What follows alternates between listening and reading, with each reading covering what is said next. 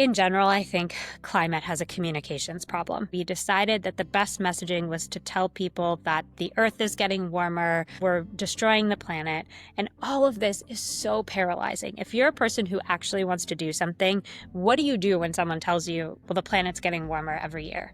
That feels incredibly overwhelming. When you don't think about sustainability as a strategy to win business is when you're most successful. Because I think if you're using sustainability as a marketing tool, that is when you run into problems because, first of all, it feels inauthentic. Secondly, people see right through it. There are two languages. There's the people who are fully in it, the sustainability experts who can use all the jargon in the world. And then there's what you say to the world. Most people are not going to understand a glossary of sustainability terminology. I think it's really important to show the impact, but I think that not everybody has impact yet to show. And in that case, that's when it's like, let's talk about this journey. Melody, thank you very much for joining us today.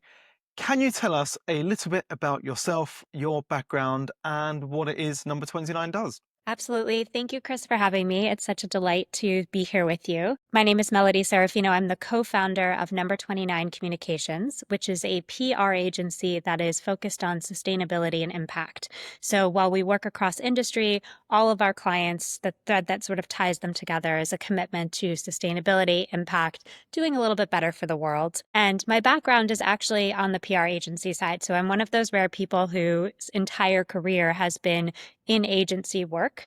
And when I first graduated from college, I was seeking the job that I today have, but at the time didn't exist. So I was very torn between this world of kind of fast-paced media, communications, wanted to be in New York, but also felt very pulled towards the impact world. And at the time, it was either you made a choice to go and work in something like PR if you wanted to be on that media side, or you worked at an NGO or a nonprofit. And it didn't really feel like those worlds intertwined in the way that they do today.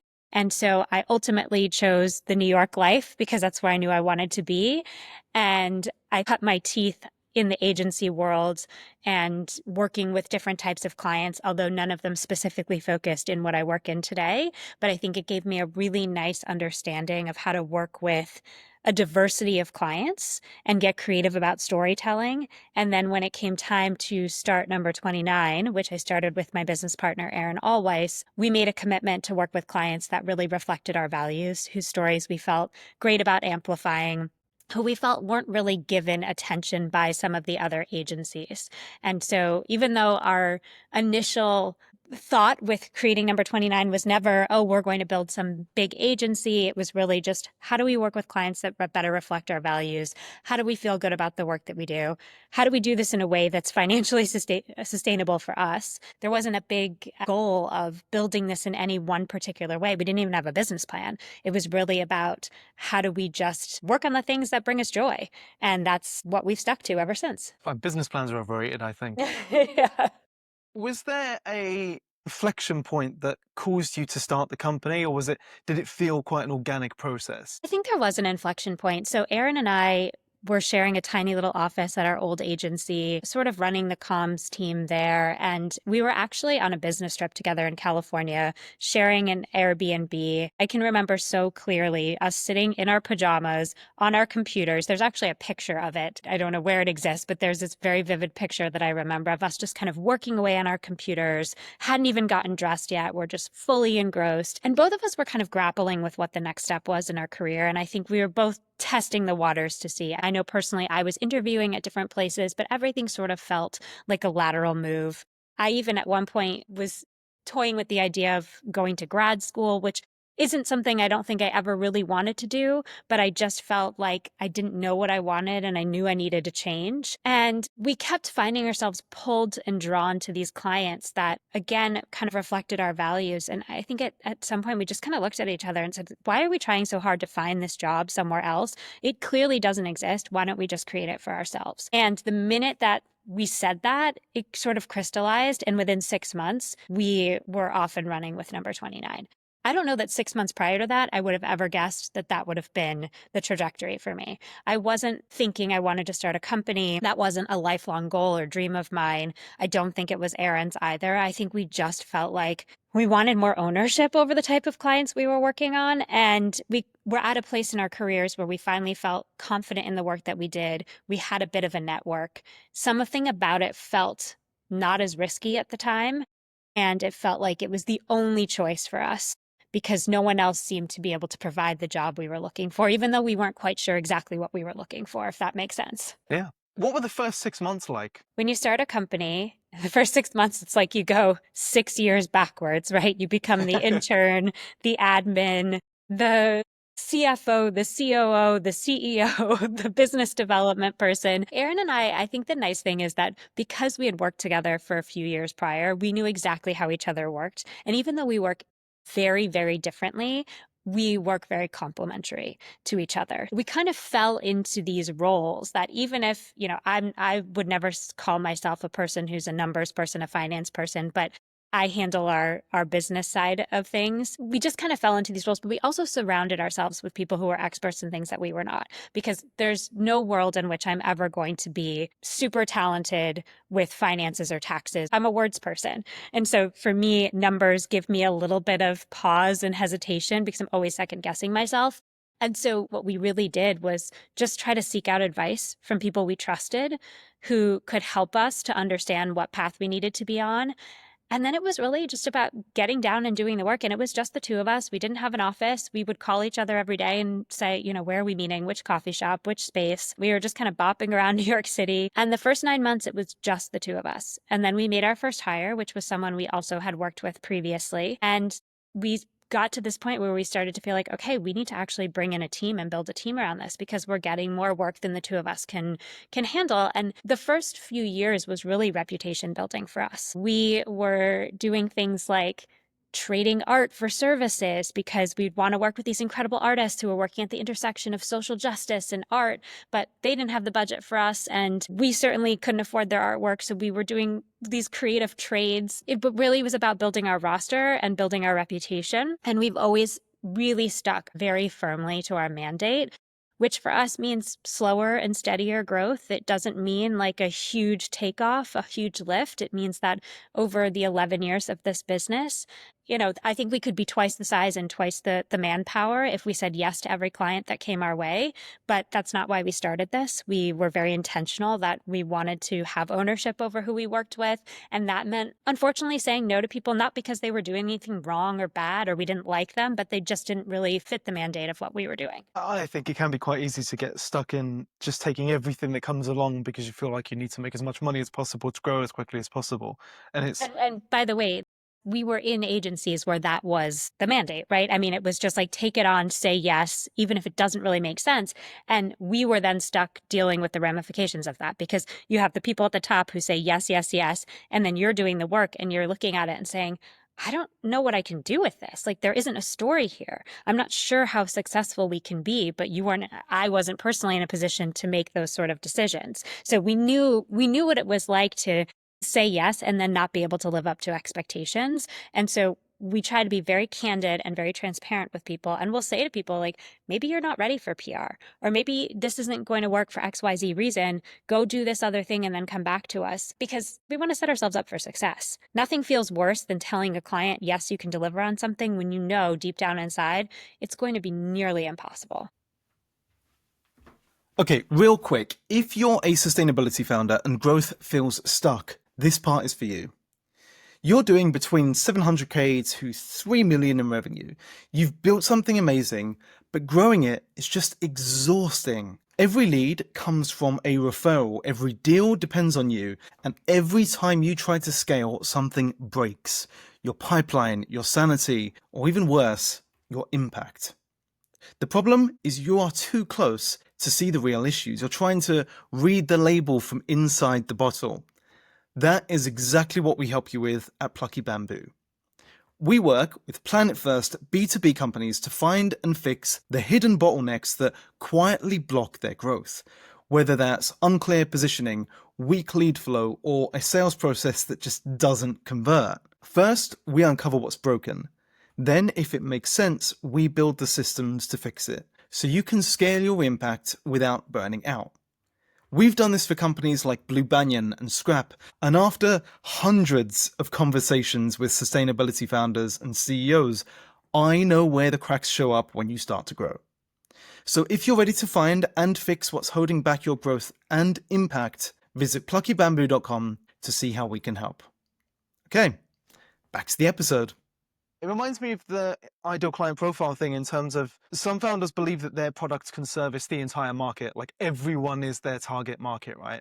And one of the things that I say to them is it's not just about who you can service, but it's about who you feel is easiest to work with or is most in line with your values or even is the most profitable. If you spend your time trying to service everyone, you don't understand properly how to speak to that one specific segment of the market you really want to work with. And the truth is, we're in an oversaturated market. PR firms are a dime a dozen. So, what is our differentiator? If we start being all things to all people, that doesn't really set us apart. And it's not why people come to us. They don't come to us because they want everything from us. They want a specific type of service, a specific type of care. And we've always said from the beginning, we will not be all things to all people because we know what we're good at. And it's not that we can't build out teams to be good at other things, but we need to think about what is worth it to do versus bringing in other experts who we know and love and trust who can fill some of those voids. Obviously, the role of communications and PR has shifted over the last few years. And so we are definitely a comms plus agency. We're doing many different things. We're wearing many different hats, and much of our work has a much stronger intersection with marketing than ever before. But there are certain things that we just aren't going to be, nor does it make sense for us to be. And also, we don't want to be like everybody else because that's exactly why we left where we were, was to start something that felt different. Let's go into that comms piece then. What are some of the most common mistakes you feel sustainability companies make when it comes to communicating their mission, their values, and how can they avoid those? I think that what we see from a lot of particularly big companies is we see these lofty, ambitious goal setting. And it's, we're going to reach this thing by 2025 or that thing by 2030. And it sounds really great and ambitious, but when you break it down, what we don't see is how they're planning to get there. There's no journey that the customer is being brought along to understand how those goals are being achieved. How do I know that in 2030, none of those goals were achieved and you just kind of scrap it and start fresh?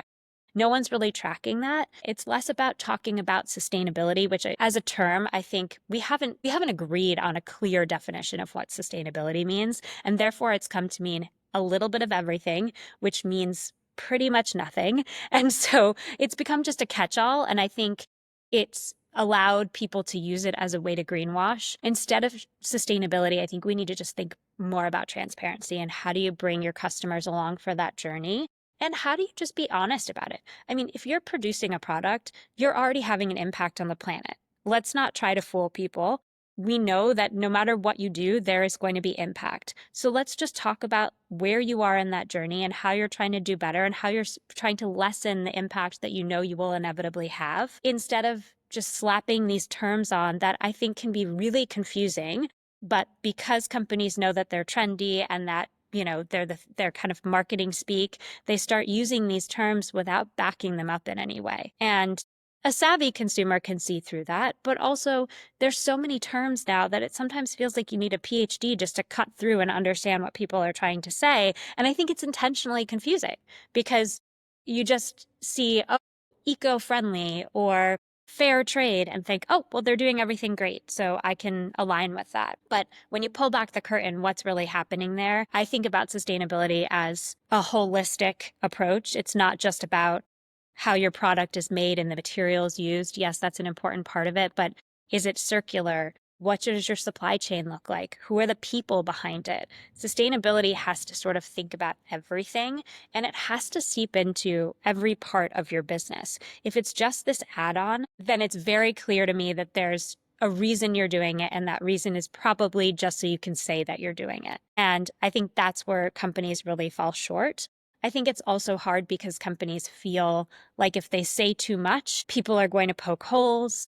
Maybe they don't have it entirely figured out yet, and they're really worried about what people will say, how people will react.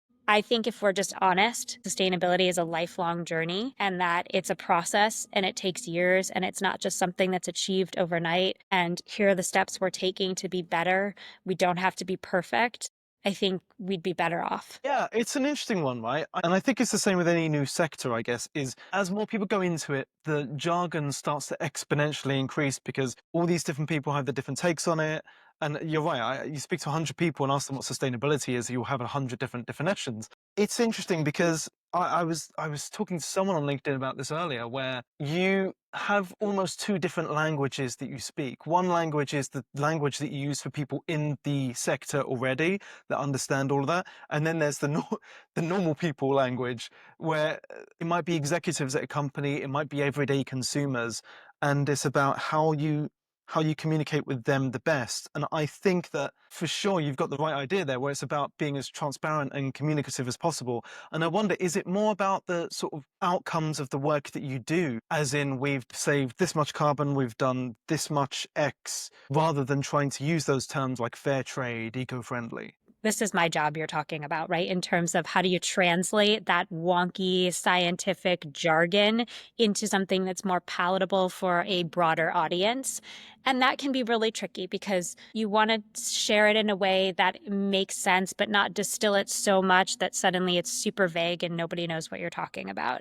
And I think you're right. There are two languages. There's the people who are fully in it, the sustainability experts who can use all the jargon in the world. And then there's what you say to the world, which is not to say you don't want to educate people on some of these terms. But the truth is most people are not going to understand a glossary of sustainability terminology. I think it's really important to show the impact, but I think that not everybody has impact yet to show, or maybe doesn't have the impact that they feel comfortable yet showing. And in that case, that's when it's like, let's talk about this journey.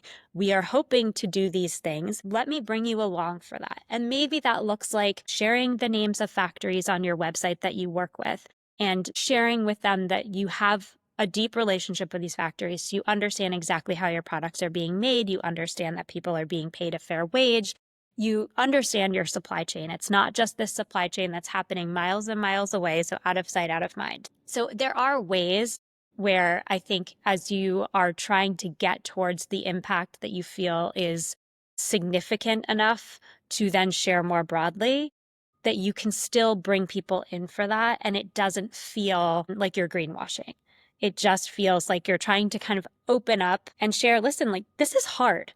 This is really, really hard. It takes time. It takes money. It takes real commitment. And I think that's why you see companies that will do this one-off collection or this one-off commitment, because it checks a box for them. But to really, really integrate this into your entire business, particularly if you are a heritage brand, a big company, a multinational, a company that's publicly traded with shareholders that are paying attention and do not want volatility. It is really hard to do this in a way that feels significant and dedicate the time and attention needed to it. But we see some of these more independent brands who have it baked into the core of their DNA, who actually are setting some of the best standards and examples for this. It is possible. It's just you have to want to do it, and you have to understand that it is not just we're doing it this quarter and then back to business as usual. It needs to be we're doing this every quarter for the foreseeable future and the rest of the life of this company. There's that honesty piece and there's that transparency. And at the same time, there is a case of urgency for it. The climate crisis is happening and getting worse, as we can see over time, in real time. How can we communicate the honesty and the urgency of this work without alienating or overwhelming people? In general, I think climate has a communications problem. Like many other topics, it is one of those things where we decided that the best messaging was to tell people that the Earth is getting warmer, we're reaching that 1.5 degrees Celsius inflection point, we're destroying the planet, and all of this is so paralyzing. If you're a person who actually wants to do something, what do you do when someone tells you, well, the planet's getting warmer every year? What am I supposed to do as one person? That feels incredibly overwhelming. What we need to do is kind of shift the way we talk about climate to personal impact, because the truth is, and this, I'm not saying this in a negative way, but we're all motivated by self-interest. We want to know how this is actually going to impact our lives, ourselves, our families. It's not to say that we don't care about the overarching health of the planet, but the truth is we're living in a world where the immediate and the now and our children and our families and our friends are most important to us. I don't know how that big messaging I don't think it's actually creating urgency, because what it's doing is just making people freeze and say, okay, this feels so overwhelming, so daunting. I don't know what to do.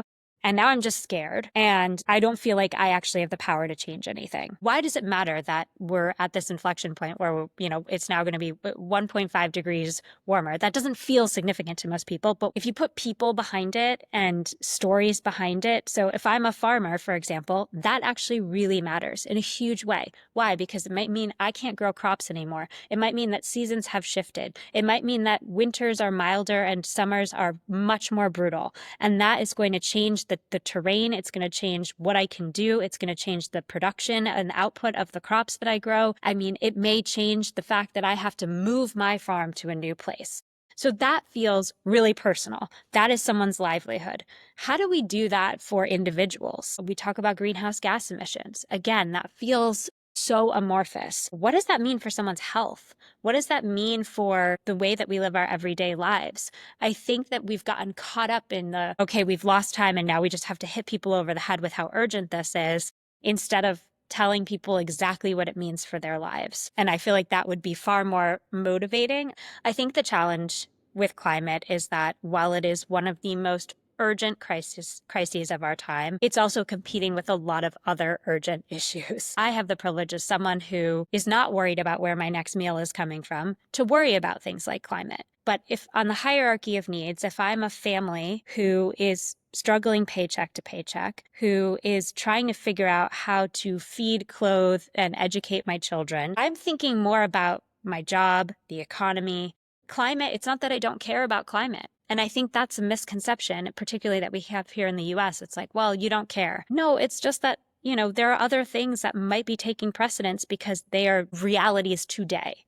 And so how do we make the climate feel like a reality today and not just this sort of like big thing that's coming, it's looming. If we don't do this thing now, something really big is going to happen. I think we're seeing some of this play out in natural disasters. We just had the LA fires. Flooding has been, something that's been happening all over the world. Hurricane season is longer and more brutal than ever before. We see that, and that makes people think, because it's obviously impacting lives. I guess my point is we have to figure out how to make climate feel urgent but personal, not just urgent, because the urgency isn't working. Makes me think of locus of control, and it makes me think of Dunbar's number, actually, which is that you can only really know 200 people, and that's why long ago, before sort of cities and stuff like that, you would have communities of around 200 people, because that's how you would know everyone. And when you make things feel like you can make change at that level, then you can actually do something about it. And I think you're right, like people are motivated by self-interest, and I think that's just hardwired into us as a species. I think it's on the case of businesses to create products, services, whatever it might be, that are sustainable, but are also the same price, or if not better than the current products out there.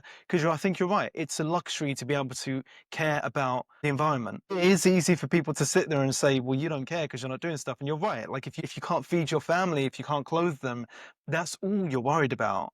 That's all you can worry about. Yeah, I think what we've done in so many other things is like polarized this space. I mean, obviously we've politicized it, we've polarized it, but we've made it people who care versus people who don't. And I think like most things, it's far more nuanced than that. And the less we can see black and white when it comes to these issues, the better we're going to be equipped to actually address them, because we're just assuming that a person who lives in a certain place or has a certain job or has a certain political view doesn't care about this. And I find that that's most often not the case. Sure, there are climate deniers, there are extremists on all sides of all things. But I think by and large, if you asked people if they want to leave the planet a better place for their children and future generations, particularly their own children and their grandchildren, I think you'd be hard pressed to hear people say no. So say a company is trying their best to be sustainable and they're putting that across, they're talking to the public about it, but they get accused of greenwashing or criticism with their messaging. How would would you say that they can, I guess, navigate that or deal with that? That's a hard one because I think so many, particularly big companies, like I said, when you have shareholders, there's always going to be a hesitation in sharing too much because they understand that whatever you say could impact market value, and shareholders do not want volatility. And so you see some big companies be a little bit scared to say too much because they know that people are just ready to poke holes and they don't want to have to deal with that sort of negative backlash. You don't need to be talking about things if you're not actually doing the work. Just because it's trendy to talk about something doesn't mean that you should be out there saying anything if you don't actually have the work to back it up. And I think if you play by that rule, you will avoid the pitfalls of greenwashing, of people saying, okay, you say you're doing this, but what about that? And again, it comes back to that transparency piece, which is, I'm not saying that you have to share every little thing that you're doing. I understand some things are proprietary, but if you are just honest about how you're trying to get to whatever goals that you've set as a company and embrace the fact that there will be challenges along the way and that it's going to be imperfect, then I think the public actually has a lot of respect for that. We are okay. We understand that people are not infallible and companies are not infallible. But I think we need to hear more about, instead of the shiny impact perfection at the end, which we know is not always real, we need to hear more about what are the ups and downs on the roller coaster of getting there. I think it also sets the stage for other companies to feel comfortable doing that. Like a rising tide lifts all ships in this situation. And the more that companies get comfortable sharing this and being honest about it, the more it will inspire others to do so. Because ultimately, I think they will see positive reaction to that.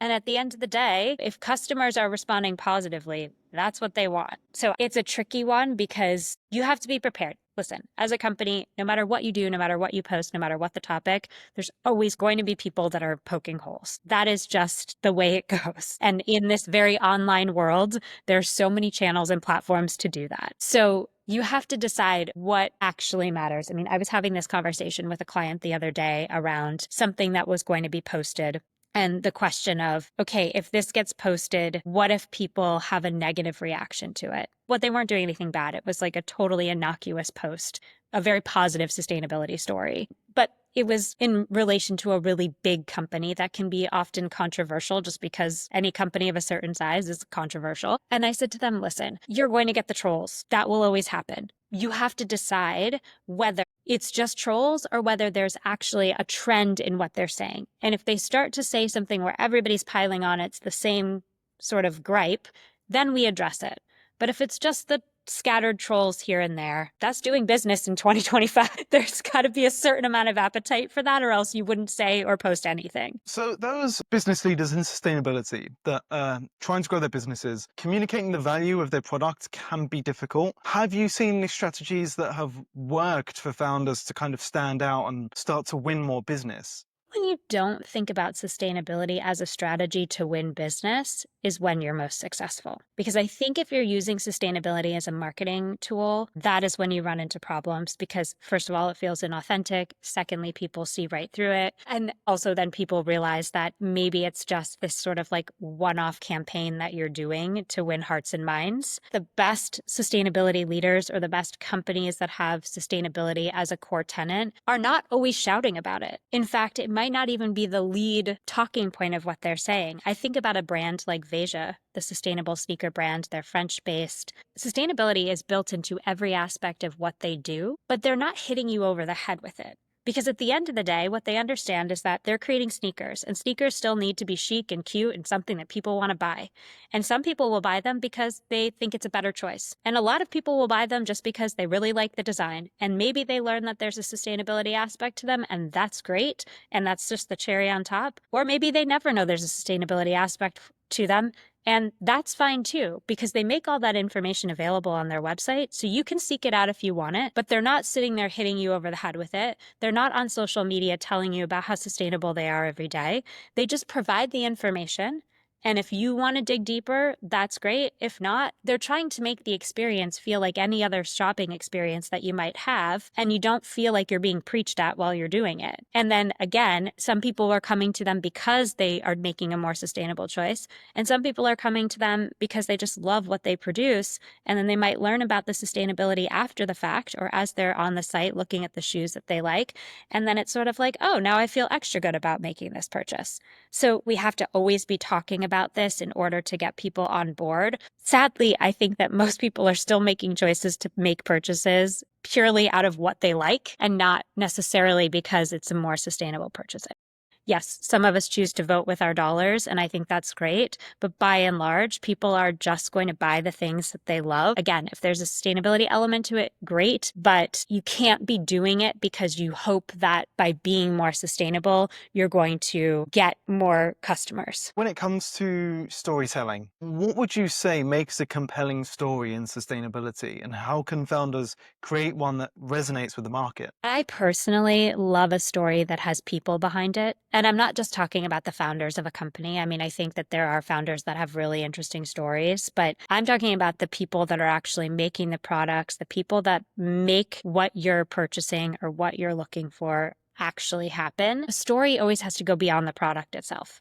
And that is something that we think about as we consider clients we take on. If someone is creating a product for the sake of a product, that is not impossible to tell if you want to get, e-commerce listicle stories in publications, but it's really hard for me to get excited about just putting a product out in the world just for the mere sake of its existence. I want to talk about a product and who's behind it and how it was made and why it matters and what are the materials. All of that to me is what makes a full and interesting story. My final question for you is, if you had one piece of advice for a sustainability company, what would it be? Remember that this is a lifelong journey, and there are going to be moments where it feels expensive and an uphill battle to do what you want to do to be more sustainable.